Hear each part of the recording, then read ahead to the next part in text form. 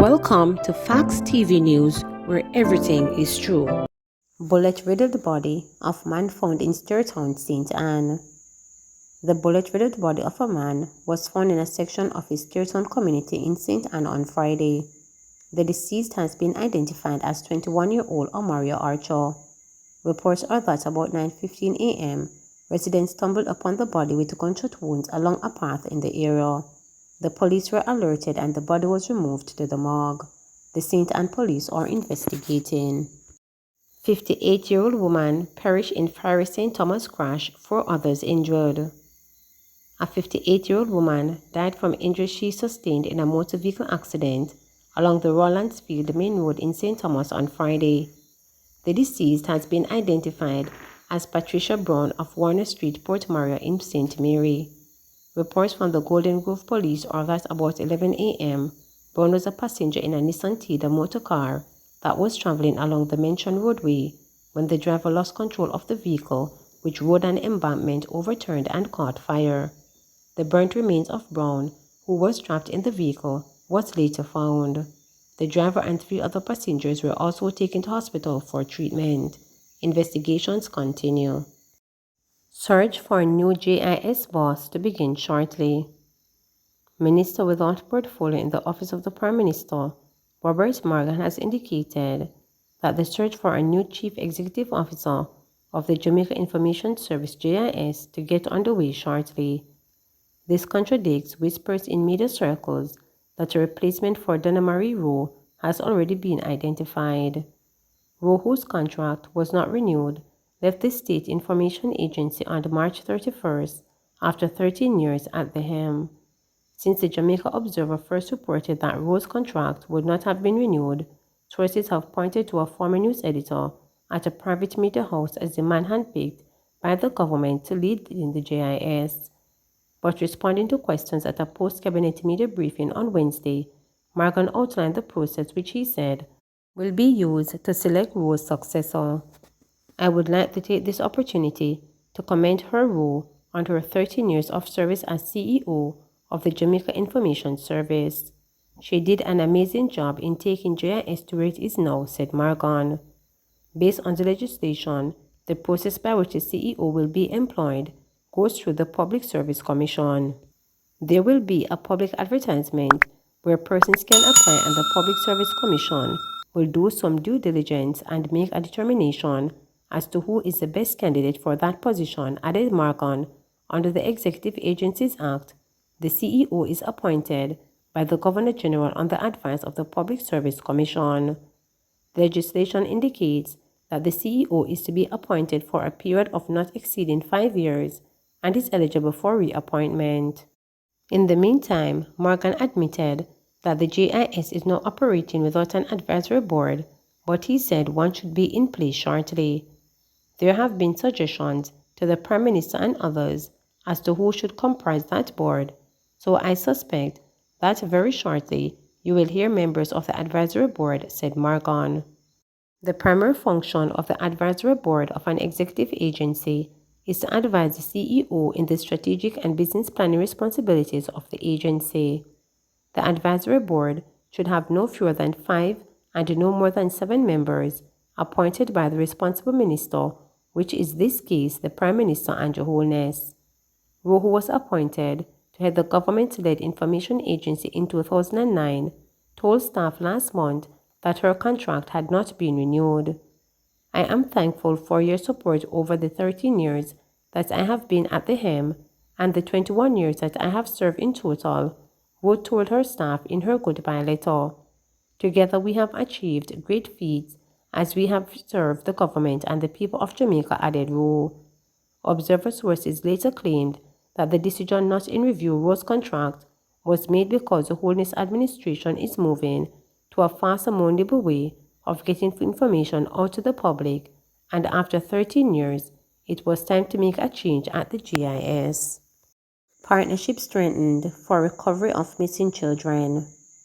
The Child Protection and Family Services Agency, CPFSA, and the multi-sectoral partner of the Ananda Alert System have signed a Memorandum of Understanding MOU to provide a more effective response to the issue of missing children in Jamaica.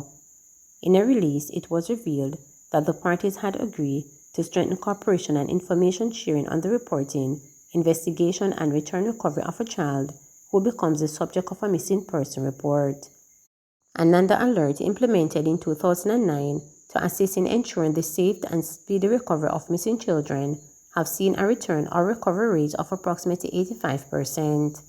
Addressing the signing ceremony at the Terra Nova Hotel in St. Andrew on Friday, April 8, Acting Permanent Secretary in the Ministry of Education and Youth, Maureen Dwyer, said the multi-sectoral and multi-agency approach is critical to effectively respond to the issue of missing children in Jamaica, as the factor contributing to child disappearances are wide and complex. Through this collaborative effort, we are signaling to Jamaica and the rest of the world that the issue of missing children is everybody's concern. We have to get involved.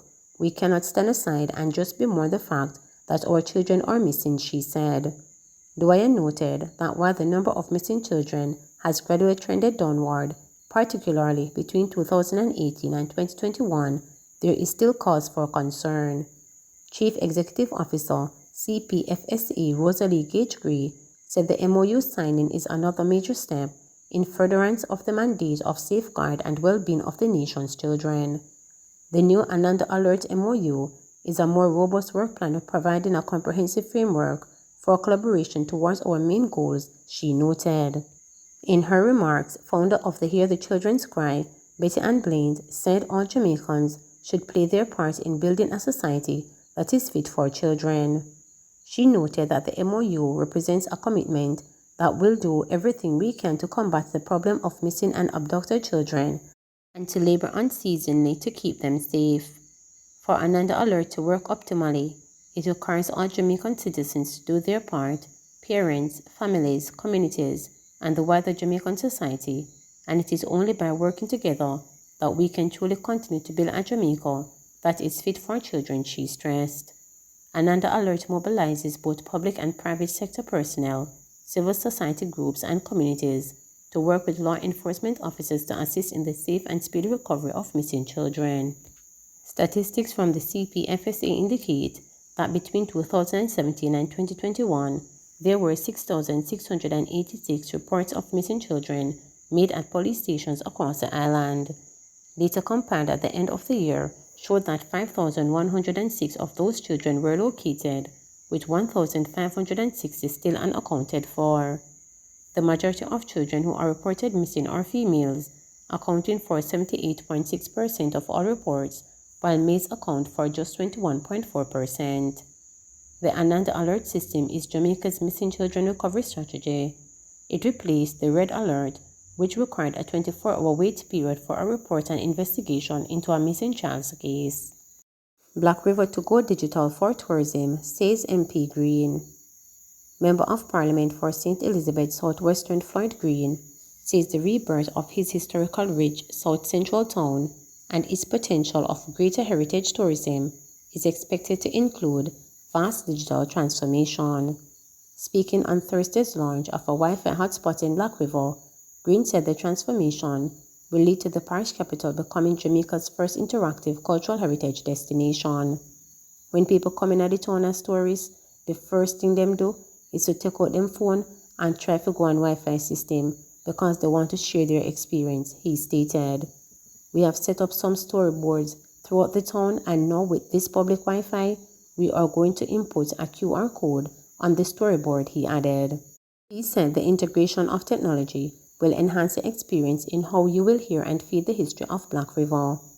We are going to be doing a new mural where you come into the town, and that mural is going to be equipped with augmented reality. So when you go and you scan it, you will see the mural come to life, he said. We are also going to be doing a new streetscape, he added. Green pointed to Black River's history, said it was the first town in the island to receive electricity in 1893 in a house named Waterloo. We believe we have a competitive advantage in cultural heritage tourism because we have probably the richest history of a capital town throughout Jamaica, he said. Not only were we the first to get electricity, not only were we the first to have a motor car, but we were also a slave trading port, he added. Green said the integration of heritage tourism is vital to the town's rebirth, which was once full of activity. There was a time when Black River was a bustling town where you used to have ships on top of ships coming into the port. They used to trade in longwood when longwood was used to make dye, and it was high-priced material. Those days are gone, he stated. Tenno looking to swap taxi business for a career in music.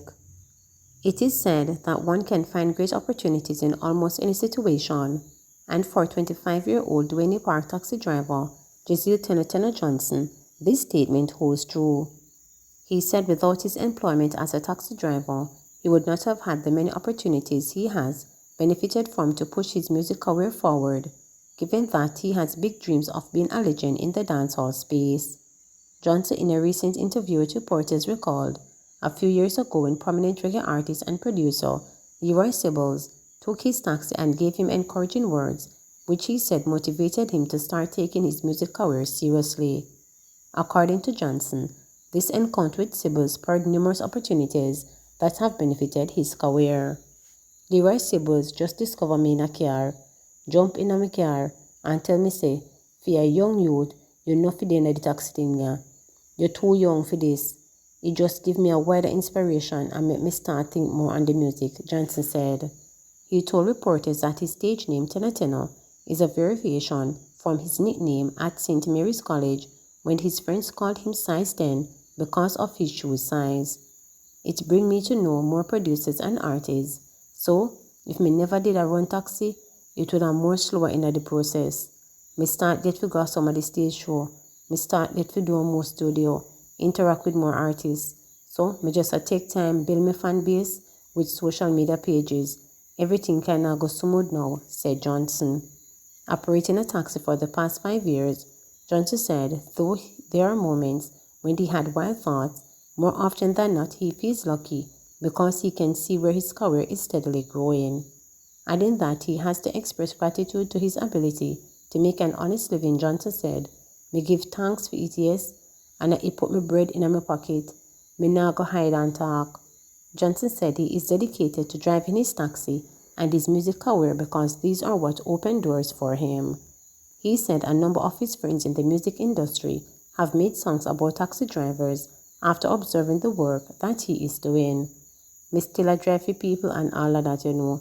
Me just a dream for my career take off, when me can own my own car, when me can better my life and my friend and my family them life, declared Johnson. Please remember to subscribe, like, share, and click the notification bell for daily updates.